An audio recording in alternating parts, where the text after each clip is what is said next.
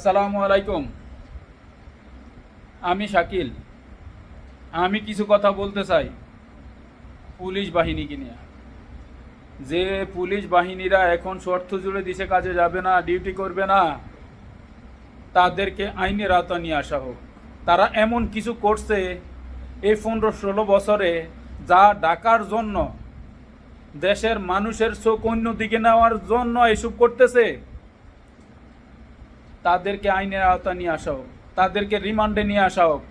তারা কি করছে, সরকারের কথাই হোক, যাই কোনো লোকের কথাই হোক, কি করছে তাদেরকে জিজ্ঞাসাবাদ করা হোক, তাদেরকে বিচার করা হোক। আমাদের ভবিষ্যৎ নষ্ট করে দিয়েছে গণহত্যা করে, ছাত্রদেরকে গণহত্যা করে আমাদের ভবিষ্যৎ ধ্বংস করে দিয়েছে। এর বিচার করা হোক। তাদেরকে ফাঁসির, যারা যারা দোষী আছে তাদেরকে ফাঁসির আওতা নিয়ে আসা হোক, কঠিন শাস্তি দেওয়া হোক।